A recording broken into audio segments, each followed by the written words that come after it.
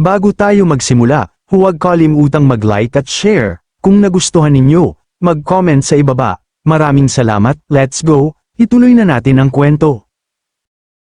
Matapos niyang bigkasan ng mga katagang yon, tila isang hari ng langit at impyerno ang anyo ni Jie Junlin, sa kanyang likuran, nakatindig ang dalawa niyang mga clone, warrior mga Diyos na bumaba mula sa kalangitan at kailaliman, tangan-tangan ang kanilang mahiwagang celestial artifact na kumikislap sa dilim. Ngumisi siya ng bahagya, puno ng tiwala at yabang, habang mariing nagsalita, sige, tingnan natin kung sino ang mas maraming mapapatay.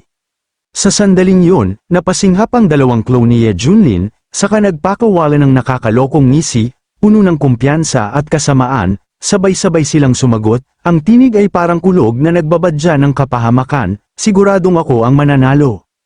Dagdag pa ng isa, na warrior nag-aalab sa hamon, napaka-kompetitibo mo pa rin, kahit sa bingit ng kamatayan.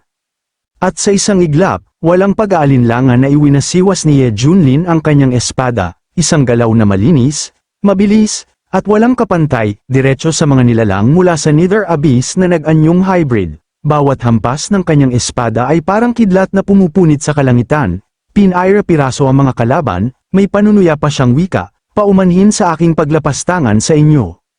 Samantala, hindi nagpahuli ang clone na may hawak ng celestial flute, agad niyang ginamit ang kanyang nakabibinging kasanayan, ang Soul Requiem, sa bawat nota ng kanyang flauta, naglaho sa isang iglap ang mga sumugod na kalaban, para bang tinangay ng hangin patungo sa kawalan.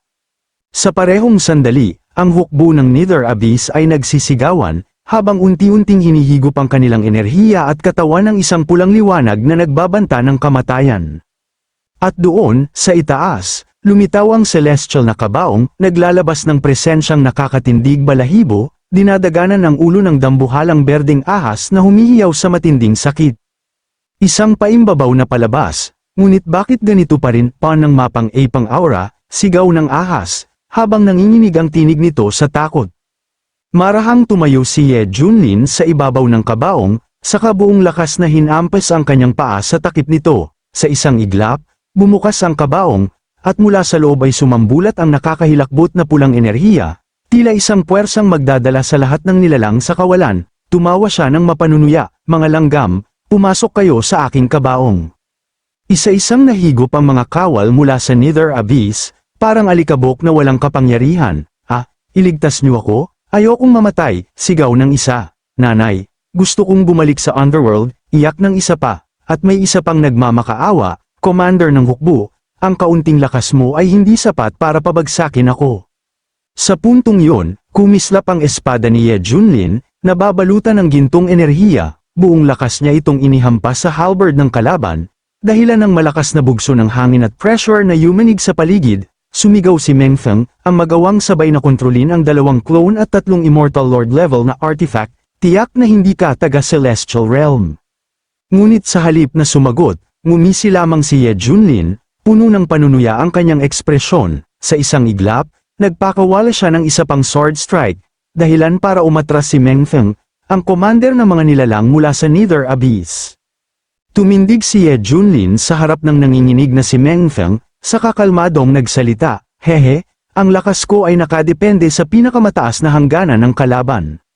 Dagdag pa niya, habang mabilis na sumusugod, habang mas malakas ang kalaban, mas lalong lumalakas ako.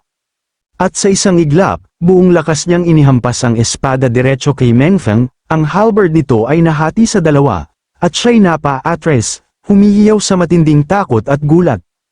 Ngunit nang makabawi, mabilis na sumugod si Meng Feng diretso kay Ye Junlin, mahigpit niyang ikinuyom ang kanyang kamao, ang tinig ay nagngangalit habang sigaw niya, Ye Junlin, kahit ikapahamak ko pa ang sarili kong buhay, papatayin pa rin kita. Subalit, para bang isang mandirigmang sumasayaw sa gitna ng unos, mabilis na iniwasan ni Ye Junlin ang mabangis na atake, ngumisi siya ng puno ng panunuya, malamig ang tinig na nagbabagsak ng pangungutya, hey, sayang, wala namang halaga ang buhay mo.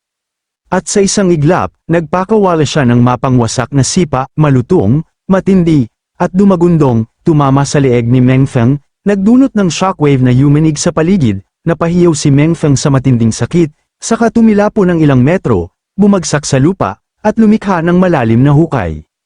Hindi nagtagal, habang humuhupa ang usok at alikabok, makikita ang katawan ni Meng Feng na unti-unting bumabalik sa kanyang orihinal na anyo, isang malinaw na hudyat ng kanyang pagkatalo.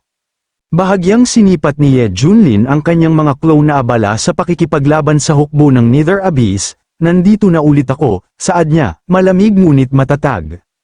Ang clone na may hawak ng celestial na kabaong ay ngumingisi ng nakakaloko, pinaglalalaroan ang mga kalaban habang pinapasok ang mga ito sa loob ng kabaong, hindi na kailangan, nag-e-enjoy pa ako rito, tugon nito, puno ng kasamaan.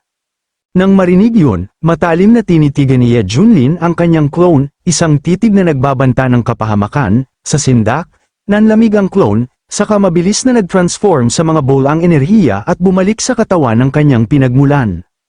Nakatayo si Ye Junlin sa ere, Warrior Diyos na bumaba mula sa langit, taas noo, nakatitig sa ibaba, at sa isang iglap, buong lakas niyang inihampas ang sword strike diretso sa mga natitirang hukbo ng Nether Abyss at mga taksil na cultivator mula sa Feathered Immortal Sect.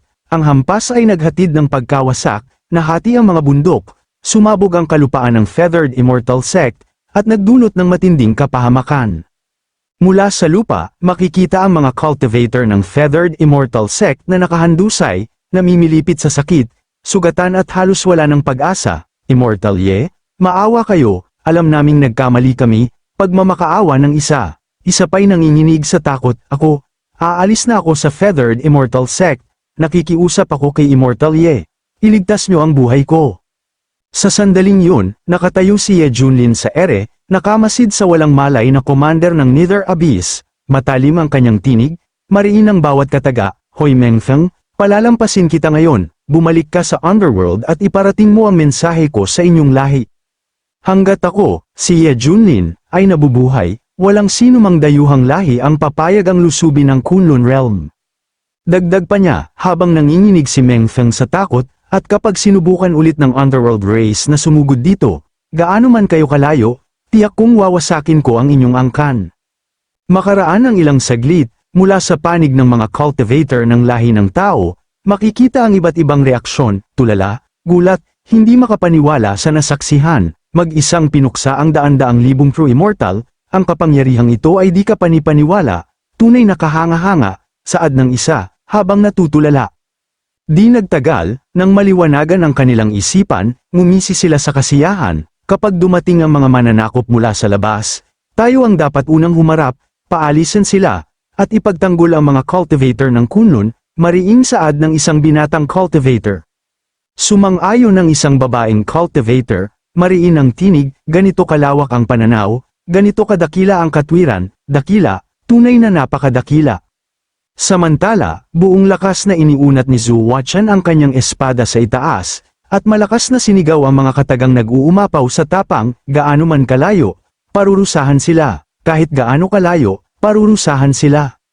Nang marinig ang mga katagang yon, sabay-sabay na inulit ng mga cultivator, at buong lakas nilang isinigaw, gaano man kalayo, parurusahan sila, kahit gaano kalayo, parurusahan sila.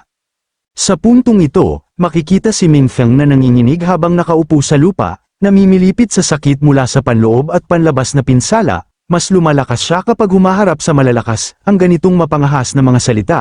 Umabot na ba ang kanyang cultivation sa antas ng takot at pangamba, bulong niya sa sarili.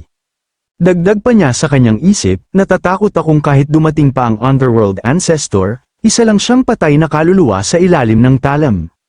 Ngunit bigla siyang natigilan ng paindep na magsalita si Ye Junlin, bakit hindi pa kayo lumalayas? Naghihintay ba kayong ako pa ang personal na maghatid sa inyo?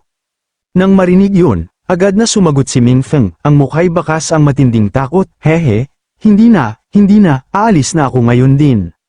Subalit sa kanyang isip, mariin niyang sinabi, kailangan kong bumalik agad sa Underworld Clan at iulat ang balitang ito tungkol sa pervertidong si Ye Junlin sa mga ninuno.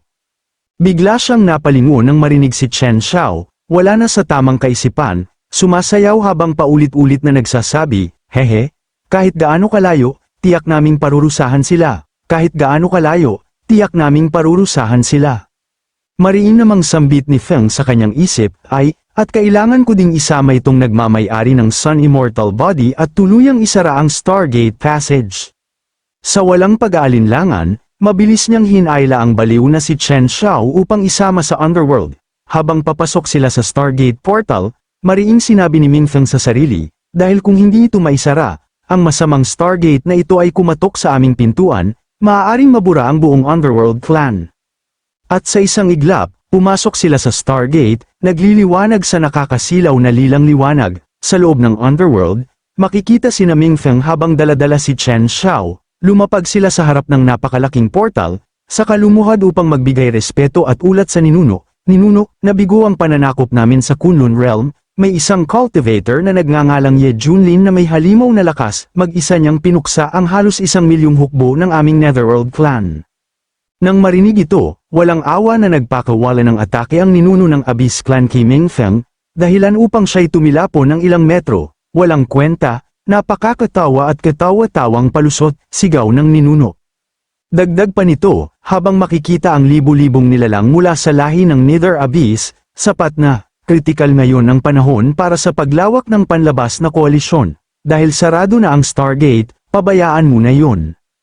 Lumipat ang eksena sa Celestial Realm, Feathered Immortal Sect Palace, isang napakarangyang gusali na napapalibutan ng hamog. Sa loob nito, makikita ang pagkabasag ng mangkok sa sahig, buwisit, nabigo ang plano ng mga dayuhang lahi mula sa labas ng daigdig na lusubin ang Kunlun Realm, galit na sigaw ng isang tinig.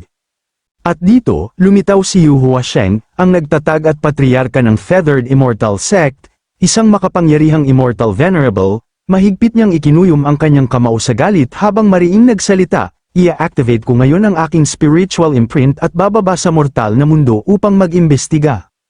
Agad niyang ipinikit ang kanyang mga mata, ginamit ang kasanayan, at mula sa kanyang noo ay lumaganap ang kulay lilang enerhiya, sinumang maglakas loob na gambulin ang aking dakilang plano.